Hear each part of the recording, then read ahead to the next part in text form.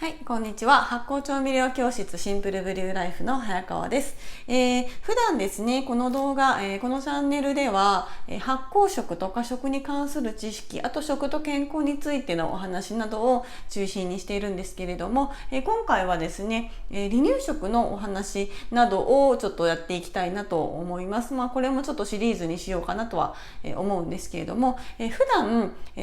やっている教室でですね、発酵保管食講座というものをやっておりまして、保管食っていうのはイコール離乳食のことですね。離乳食っていうとなんとなくおっぱいから離れるみたいなイメージで、ちょっとですねあんまりイメージが良くないので、離乳食とは、言わずに言ってるんですけども、離乳食っていうよりかは、保管食という名前でやらせていただいています。おっぱいから離すっていうわけではなくって、おっぱいの栄養では足りなくなった部分を保管していくというイメージで保管食という言葉を使っているんですけども、発酵の要素をその保管食に取り入れていきましょうというところですね。そこをメインにお話ししております。で、今回はですね、ちょっとタイトル産後のお母さんというふうになっておりますけれども、その発酵食講座、保管食講座ですね、の中ではちょっとメインとしてはやっぱりその産後のお母さんの食事っていうところを、重点的にお話ししています。もちろんその離乳食、保管食っていうところも赤ちゃんの食事ですね、そういったところもやっていくんですけれども、まずは産後のお母さんですね。産後の、お母さんって非常にですね、栄養が不足している状態に陥っていることが多いです。やっぱりもう出産って全治1年ぐらいの大怪我を負ったのと同じぐらいの負担を体に負っている状態なので、とてもですね弱っている状態ですよね。なのでそういった産後のお母さんがまずは自分の体を一番に大事に考えてですね、自分の体がその瀕死の状もう本当瀕死の状態になっている、ところなので、そこから、回復させるために、自分の体を、回復するってことを最優先に考えていただきたいなというふうに思っていまして、自分の体を優先というふうに書いていますけども、そのためにですね栄養と休息をしっかりとっていきましょうということをお伝えしております。でもちろんですね赤ちゃんのお世話っていうのが、一番最優先になるとは思うんですけれども、やっぱりですね自分の体が元気じゃなければ赤ちゃんのお世話もまともに、することができないと思いますので、まずはその体を回復させるということをですねやっていただきたいなというふうに思います。でやっぱりですね特に産後でしかも授乳中っていうことになるとかなりですね、体力が消耗しますし、いろんな栄養素が赤ちゃんに与えることによっても奪われていくっていう状況ですよね。妊娠出産によって、かなり、栄養素が赤ちゃんの方へ、行っているプラスで、それが出産後ですね授乳っていうのが始まることによって、さらにですね、自分のお母さんの体の中にある栄養素がどんどん、赤ちゃんに、持っていかれているという、状況なので、とにかくですね普通の何倍も栄養を補わなければいけない状態っていうことをまず、認識してもらった方が、いいんじゃないかなというふうに思います。でも、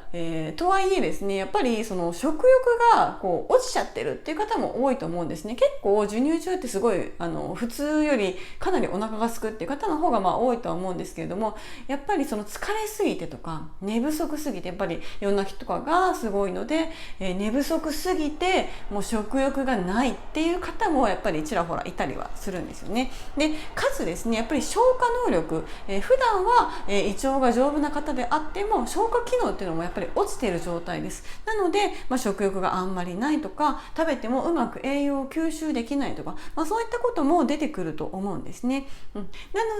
で、それをですね改善していくためにですね発酵食を、産後のお母さんもきちんと取り入れていきましょうというお話です。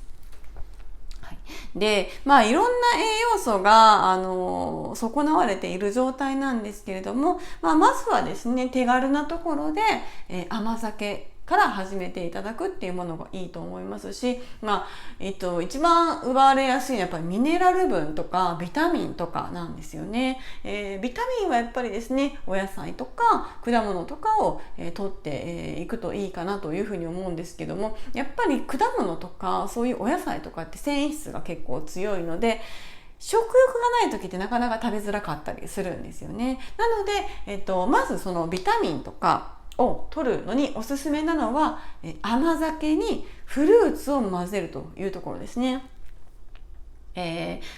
前ですね、いろんな動画を出させていただいてまして、そこで甘酒の作り方とか、あとは、甘酒のアレンジ方法なんていうのをいろいろシリーズで出しておりますので、甘酒作ったことがないっていう方とか、甘酒どうやって飲んだらいいかわからないとか、そういった方はですね、ぜひ、そちらの動画を参考にしていただいて、ま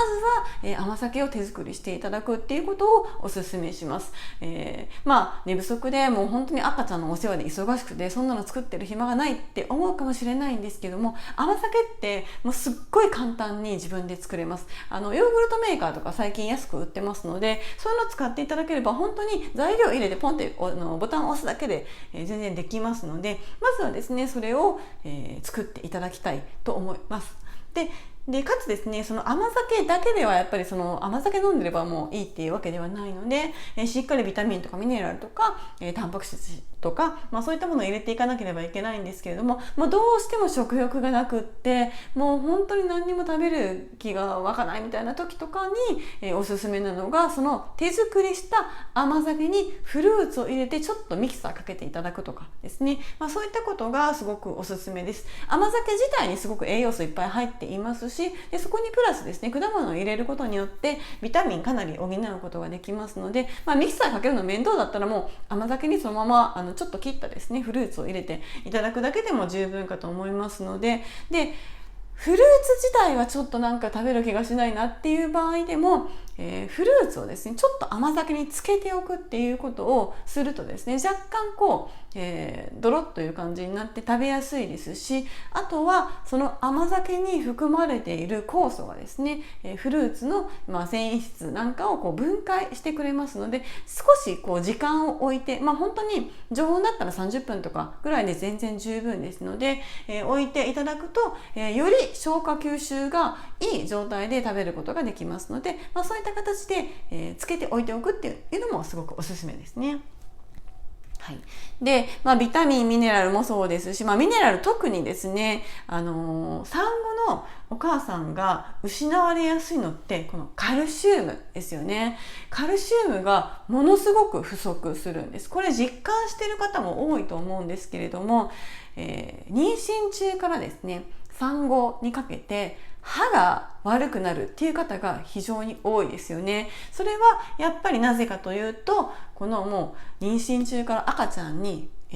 カルシウムがすごく必要なんで、それがもう全部奪われちゃうということなんですね。で授乳中もやっぱりそのカルシウムがどんどん不足していきます。なので、妊娠中からですね虫歯がいっぱいできちゃったとか、なんか歯周病ができちゃったとか、そういう方ってすごく多いですよね。私も実際その出産した時にですね、妊娠中からなんかちょっと歯の調子が悪くなってきて、もうずっと産後歯医者にずっともう本当1年以上通ってたんですけれども、最終的にですねもう悪くなりすぎちゃって歯2本抜いたぐらいなんですよね。やっぱりそれぐらい歯がボロボロになってしまいます。それは原因としてはやっぱりカルシウム不足っていうのが挙げられます。なので、とにかくですねカルシウムを補っていくっていうことを意識していただくことが必要になってきますね。はい。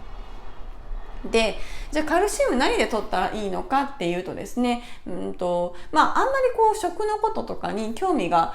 そんなにない方っていうのは、じゃあ牛乳飲めばいいのかなっていうふうに思われる方も多いかもしれないんですけども、実際ですね牛乳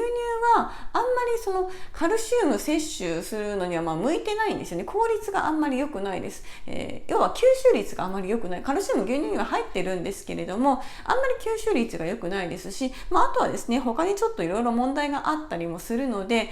カルシウムを取るってなった時に、牛乳はちょっと選択肢から外していただいた方が無難じゃないかなというふうに思います。じゃあ何から取ったらいいのかというとですね、一番おすすめなのは、海藻類ですね。海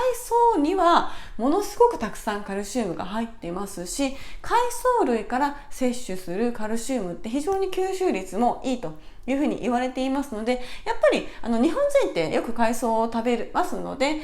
そんなに抵抗なくですね、海藻類って取り入れていけるものだと思うので、それが一番やっぱり効率がいいですよね。はい、なのでわかめとか、アオサとか、海苔とかですね、そういったものを積極的に産後のお母さんは取っていく必要があります。で、海藻類って普段美味しく食べている方もですね、やっぱりその消化機能が弱っている産後で、いろんな機能が弱っていて消化機能も弱っているっていう場合は、海藻類って結構な食物繊維なので、わかめわって入っているサラダとか見てもあんまり食べたくないなっていう風になってしまうっていう場合もあると思うんですね。なのでそういう時におすすめなのが、この発酵食なんですよね。やっぱり、その発酵食と、海藻を合わせて食べるとか、発酵食も食べて海藻も食べるとか、そういうのでもいいんですけれども、それよりもですね、もっと根本的な発酵食の使い方として、食材を分解してもらうっていうところですね。この発酵食を使ってその食材の成分をですね分解しておいてもらって、その分解されたものを食べるっていうのが、基本的なやっぱり発酵食の使い方なんですよね。で、それどうするかと言いますとですね、いろいろ方法はあるんですけども、先ほど言った甘酒を使うのもいいですし、でもちょっと甘酒って甘いので、わかめとか青さとか海苔とかそういったものを甘酒で溶かすだけだとちょっと微妙かなというふうに思うので、私がですねよく、使っているのが、ひしおという発酵調味料なんですけれども、ひしおっていう、発酵調味料についてはですね、ご存知の方も多いとは思うんですけれども、やっぱり発酵食に馴染みがないよっていう方はひしおって何っていうふうになると思いますので、そちらもですね、ひしおの仕込み方から、ひしおのアレンジ方法から、いろんな、ことがですね、をお伝えしている動画もシリーズで、用意しておりますので、そちらもですねぜひチェックしていただいて、ぜひひしおっていうものをですね仕込んでいただきたい、活用していただきたいなと思うんですけれども、そのひしおという、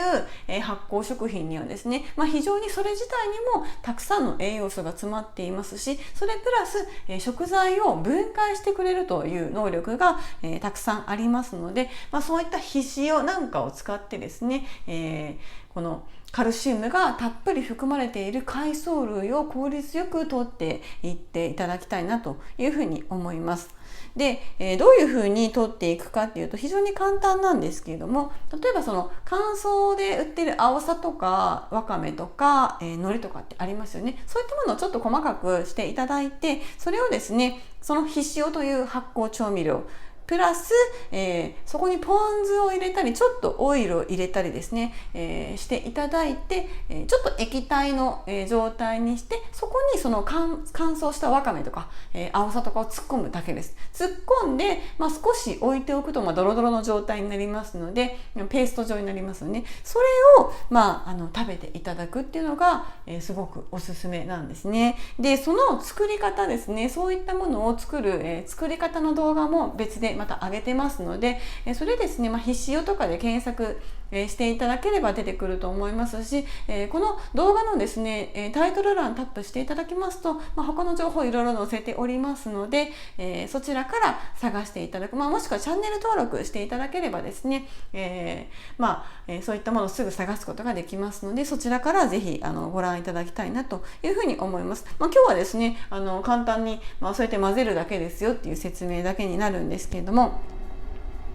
なぜそういうひしおっていう発酵食品と混ぜるといいのかと言いますとですね、そのひしおと例えばわかめならわかめを混ぜてちょっと置いておくことによって、わかめに含まれている繊維質が分解されるんですね。それが分解されることによって食べやすくなる、人間の体にとって消化吸収しやすくなるんですね。なので、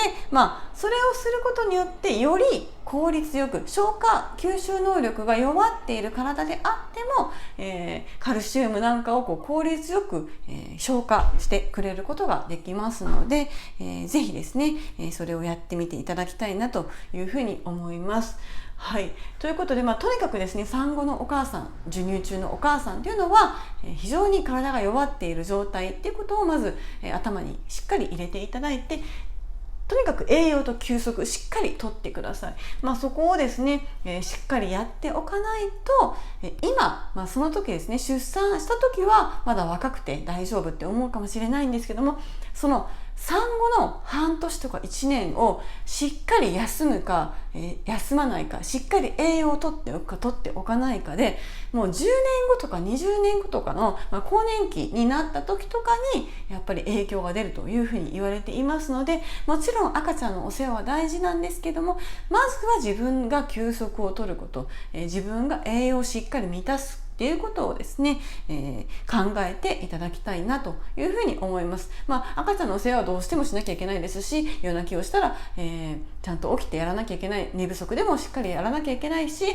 おっぱいはしっかりあげていかなければいけないんですけれども、それ以外のですね、家事とか旦那様のお世話とかですね、そういったものはですね、もう後回しで全然いいので、とにかく自分の体をまず優先させるっていうことをやっていただきたいなというふうに思います。はい、ということでですね、今回は産後のお母さんの栄養をしっかりとっていただきたいなというところをお話ししました。で、具体的な方法とかそういうのはですね、また別の動画で、お話ししておりますので、甘酒の作り方、甘酒の活用、あとは皮脂用の作り方、皮脂用の活用方法っていうのをですね、ぜひ、タイトル欄タップして、見ていただきたいなというふうに思います。今回は以上なんですけども、次回はですね、今度赤ちゃんの栄養の取り方とかですね、発酵の取り入れ方をお話ししていこうと思いますので、気になる方はですね、ぜひチャンネル登録よろしくお願いいたします。ということで、また次回の動画でお会いしましょう。さよなら。